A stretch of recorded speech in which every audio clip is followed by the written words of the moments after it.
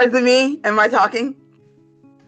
You the one that picked the tonight's topic. Nobody else knows anything about it. So I mean, I think by process of elimination, I think the floor is yours. Okay. Hi, everybody. It's Belle with Pop Culture Uncovered, and I'm here with Pete and Armand. And I am going to do my best to convince them to watch Percy Jackson and the Olympians because it is everything. And I've been trying very hard not to make it my entire personality, just like I did 15 years ago when I first read the books. But the show is so good, and okay. So yes, So hi. it just entered its second season, right? That's We're in the second season. okay. We have one more episode to go, the season finale, which is why I wanted to do this and talk about why it's such a great show to be seen. It's a great intro into Greek mythology, and for those who've read the books going forward, other mythologies from around the world. And B, it's just a really good show. And it's a good show that appeals to people of every age. My mom, who's never read the books, is addicted. Um, and the last episode, she was unwell. And so I'm so happy because this is one of my favorite book series as somebody who loves this kind of stuff. And the films were wildly miscast. The only characters who were cast correctly were Logan Lerman as Percy and Brandon T. Jackson as Grover, and everyone else, I was just like, Wasn't Rosario Dawson in there? yes. Okay, I thought She she. was Okay, okay, I believe she was Aphrodite, and so she was good. okay. But yeah, everybody else, let me put it like this: the adults were Okay. cast well, but they're not the Mhm. focus of the stories. The adults are not the focus; the kids are. So if you don't get the kids right, then it doesn't matter if the adults are good. I mean, the adult cast was fantastic. You had Rosario Dawson, Melina Karakarisias, you had Pierce Sean Brosnan. Lee. Hmm? Wasn't Pierce Brosnan? Yeah. Mhm. And yet it wasn't right. It just wasn't right because the core trio was wrong. And then the expanded kids were wrong. And if you don't get them right, and that's a key with shows, specifically shows that focus on young kids. If you don't get the children right, don't work. So, Right. So what makes this adaptation of the books better than the movies, and what do we need to know going in if we're going in? okay. So if you're going into this completely unaware, Percy Jackson and the Olympians follows Percy Jackson, Annabeth Chase, and Grover Underwood, who are two of them are the direct children of the gods. Percy is the son of Poseidon. Annabeth is the daughter of Athena. Grover is a wood nymph and the son of is a satyr and the son of a wood nymph. And so, firstly, the show. Oh, it's so complicated. Okay, how do I put this in a succinct way? The story is about how you lead. And that's what the overall story is about. Do you lead with love or do you lead with anger? And Percy was created because Rick Riordan's son has both ADHD and dyslexia. And he wanted to give him a character that he could see himself in. So little things like for Percy, his dyslexia shows as when he's reading regular words, it shows up as Greek text, but he doesn't know Greek. Things like that, because that's how his brain is processing, and little things like that. So that's the first thing. The other thing is this show and this books more than anything else are about the friendships you make and when to know when to let people go. No, because they're not on the same path as you, for good or bad. You got to know when to let somebody go. And So the show, what makes the show work is the casting. Now, technically, on a technical level, the kids that they cast, who I believe they cast them when they were 10, they didn't start filming until they were 11. So by the time the show came out, they were 12. Um, the kids that they cast, Rick Riordan is a big fan of casting ability over appearance. So specifically with Annabeth Chase, Leah Saba Jeffries, who is black, was cast as Annabeth, who is blonde and white in the movie.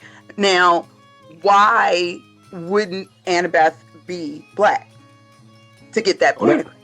that's woke. Yeah, That's this is 15 years ago. Yeah, that's super. That's well, fine. It's not well. It's politically correct that drifted into wokeness.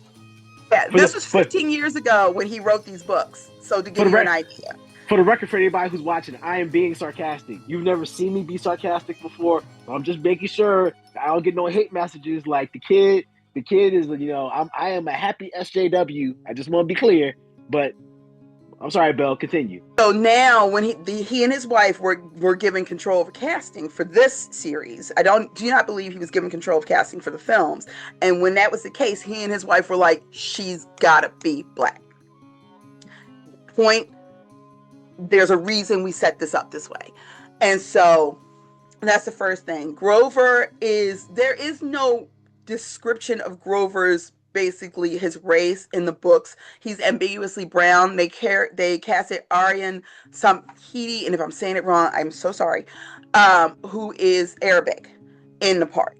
And so he is fantastic as Grover. And Percy, who is black-haired and blue-eyed in the books, is blonde-haired and gray-eyed Walker Scobell in the show.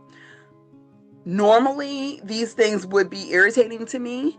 This time, because he cast ability over looks, it's perfect. These kids, especially for them being so young when they started even filming this, are so perfect as these characters. It is insane. And that's not even getting into who they cast as the adults. You've got Lance Reddick and Courtney B. Vance, because Lance Reddick passed, they recast Courtney B. Vance as Zeus. You have Andra Day as Athena. You have The Edge as Ares. Lin-Manuel Miranda is Hermes. This cast is absolutely insane. All these amazing actors who've wanted to be a part of this universe, who read these stories to their kids, are now part of this universe. And they are all Toby Stevens. I knew I was going to remember. As Poseidon. I don't know if you guys remember when we saw Lost in Space. He was the dad in Lost in Space, the Netflix one. So yeah, he plays Poseidon. Man, that's been a minute. Yeah, right. So that is what you need to know going in. Now, the basic story is, in the first book, which the entire first season covers the entirety of the first book, which is Percy Jackson and the Lightning Thief. Percy is accused of stealing Zeus's Master Bolt, which is the symbol of Zeus's power. Percy didn't even know who he was yet. There's no way he could have stolen the Master Bolt. So now we have a quest, as in every good Greek mythology. And you have to find who actually stole the Master Bolt and get it to Zeus before he and Poseidon go to war, because Poseidon's obviously not going to let him kill his kid.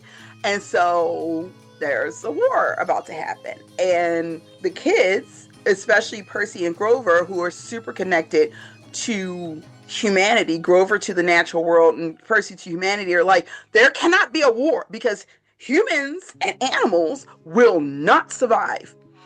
Annabeth is there because she wants to prove to Athena that she is worthy of consideration.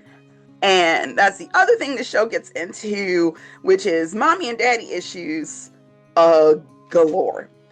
So what makes this adaptation work is that it understands, obviously, Rick Riordan actually being there on set, actually writing the scripts and being script supervisor. It has the heart of the show. But as we were talking before we got online, if the kids had not been cast correctly, this would not have worked. when shows or books or movies are based off of a child focused thing where we watch these children grow up, if the casting is wrong, it doesn't work. And these kids click immediately. From the first scene that they're in together, you can see the friendship that they're going to have and how much they're going to become, ride or die. And I think that is so important, and they've done such a great job of it.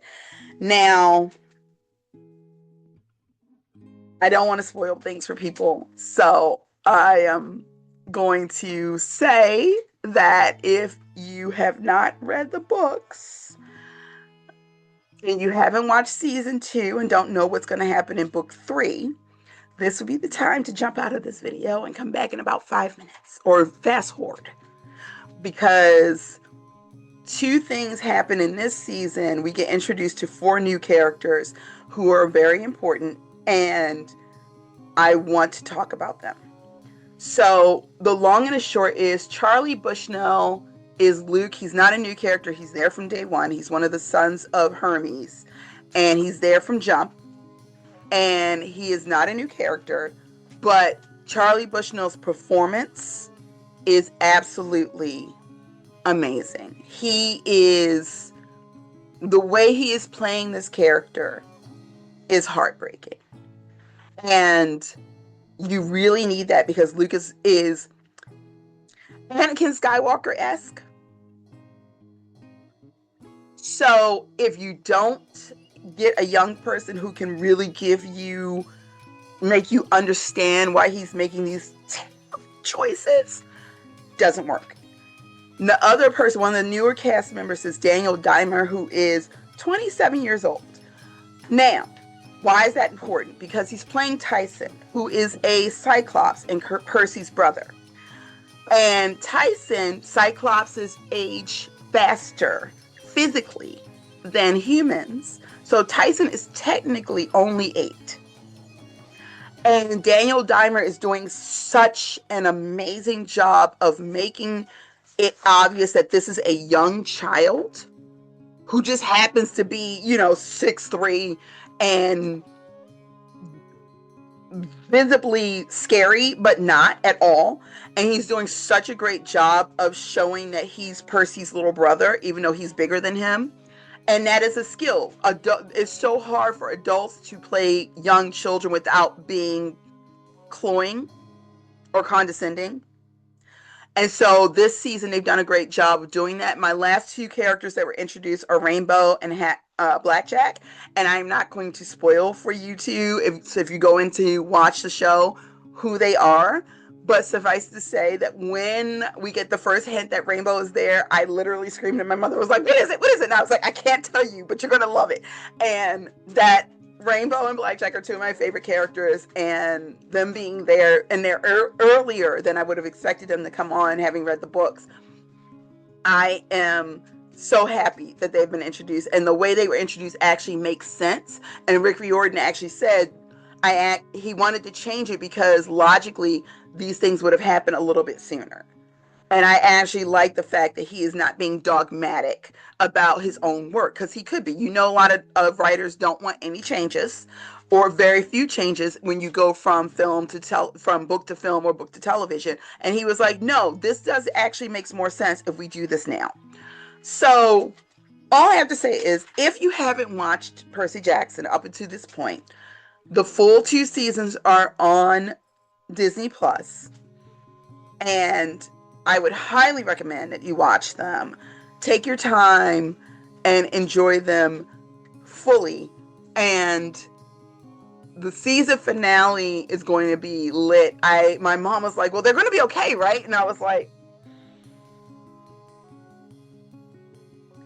no. Knowing what happens in book 3, and I have to give a shout out specifically to Walker Scobell, because he does such a great job of portraying Percy's humanity and his love for people, while also his unimaginable rage when someone hurts someone he loves. And Percy's crash out. The entirety of book 3 is Percy crashing out because the people he loves are in danger, and Percy's the type that he doesn't care what you do to him, but don't touch his family, don't touch his friends. And the entirety of book 3 is just one crash out after another. You know how you were like, when we went to go see Dune Part 2, and you were like, it's going to be Zendaya kills? Season 3 of Percy Jackson and the Olympians is going to be Percy kills. There's a line that he says in the book that made it to the show that will give you an idea without spoiling too much. And that is, he says straight up to Annabeth, if it is a choice between saving Olympus and saving you, I will burn it to the ground. And season 3 is him going, y'all thought I was joking. I'm not. I am absolutely not. And I am so ready for it because it's going to be he's going to lose all his marbles, and I cannot wait. Well, Pete, I don't know if you're convinced. I can tell you that while I remain lukewarm, that was some of the best hand communication that I've seen from anybody. So that shows, Belle's natural thespian ability. Because I was like, wow, I was like, most people just like, they wave their hands back and forth. Maybe there was some praying in there. There were some gestures. I might saw a little bit of Tai Chi, some other stuff in there. I was like, no, I was like, okay. So I mean, hey, obviously, also, Belle. Yes? Oh yeah, I'm sorry. I was going to say also, I would highly recommend, and this is a real thing, that if you have young kids, and specifically if you have young boys, this is a really good series of books for them. And it's a really good series of books or series for them to watch. And it's because Percy leads with love, is a great counterpoint to toxic masculinity. He always goes with my friends. I have to protect my friends. And no matter what kind of sacrifice I personally have to make, I'm going to do what I need to do to protect the people I love. And does that get him in trouble? Absolutely. Does it make him screw up? Oh, so many times. But it's coming from a place of love.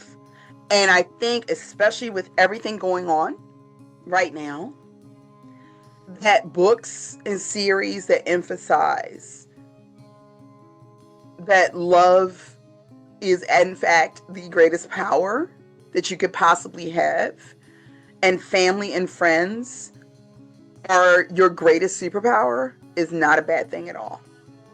That's it. That's all. Yeah, my ideas of superpowers were very different than yours. At this point, based off current world circumstances, I can tell you the person I fantasize about being most is Dr. Manhattan. Because that way, when I tell everybody I'm contemplating ending the world on Tuesday, everybody has to take it seriously. But no, I mean, but Belle, no, I will say this. That does give me enough cause to stop by and at least check out an episode. Because years ago, I saw the Percy Jackson movie because my oldest son read some of the books and was and I don't know that he was a diehard fan, but it was like the after Harry Potter, kind of drift book, and so the movie was very off-putting. Like I could never kind of really get. Logan was perfectly cast, but no, the writing was not there. So I mean, it definitely sounds like worth checking out because I guess to me, but the challenge with the Olympians is always they are such wonderfully. Most myths do not have the level of humanity that the Olympians have as characters, which makes it to me it's nightmarishly difficult, I think, to cast an Olympian to begin with because you have to have somebody who's capable of being a symbolic representation, a personification of that character, but then they have to be able to act it as well and act it with all of their complexities. There are a lot of dumb ways to play Ares as a one note. Yeah. You have to approach him differently. We've seen some of them. Yeah. We've seen a lot of them, unfortunately. Yeah. I still think the best version of Ares, hands down, has always been the one from Xena, to be perfectly honest. His version was still, Kevin Smith's version from Xena was still the best, but I will give Ed the Edge credit. His version is damn close. He's really good. There's a lot of humanity in his character and a lot of anger, and some of it is honestly justified. Yeah. No, and I mean, and it's interesting because I mean, the one thing I will say, being a fan more of Greek mythology than Percy Jackson, it is intriguing to me that one of the big pivot points is the relationship between Poseidon and Zeus, because if you know Greek mythology, like everybody was not happy after Zeus took over, and everybody was not No, they were 100% not. on board with Nope. who got assigned where and who got what. Mm-hmm. And Zeus himself is such a morally ambiguous, complicated, Mm-hmm. save you on Monday and doom you on Tuesday, sleep with your wife and your sister and your girlfriend on on Wednesday, Thursday, Friday. That Spoilers, that's actually a plot point. okay, just I mean, shock. I mean, talking about a deity who turned himself once into a bull, another time into a swan. Yeah. So, yes. Yeah, see, that's why you love the good old myths, because how else could you get bestiality worked into a kids show? That's Yeah. good old traditional Western civilization, baby. You gotta love it. First we gave you that, then we gave you syphilis. But Pete, did you have anything that you wanted to add? Not after that, man. Okay. No, it mostly just I came about learning about Greek mythology, or mythology in general in the ancient world, where you're supposed to, from Clash of the Titans, and so I don't have time for any of this Percy Jackson crap. But no, it's one of those franchises that, as I've just kind of just gotten completely away from Harry Potter and that universe, Yeah. both for several reasons, not the least of which is just exhaustion with how ridiculous it got with the Fantastic Beasts. I've always tried to find what's the other thing, Mm-hmm. but not having kids and having older nieces and nephews, it's always tricky for me to figure out is there a kids show I really want to get into. During pandemic was one thing where I was watching all kinds of fun cartoons, because this warms my soul, but this doesn't seem like something that's going to be a relaxing watch. It's not relaxing. The first episode is brutal. The thing I told you happens to his mom. She gets better, but yeah. Suffice to say, the first episode there's a lot of dark humor. There's a lot of dark humor in the show, because what else can you do in the face of finding out something like that? It's just find a way to laugh. And just watch the show. Trust me, you'll love it. That's it. That's all I got. Well, I believe that concludes another episode of Pop Culture Uncovered. Join us next week, but we're highly unlikely we'll be able to find anything that Belle is this enthusiastic about for the foreseeable future. But one can hope.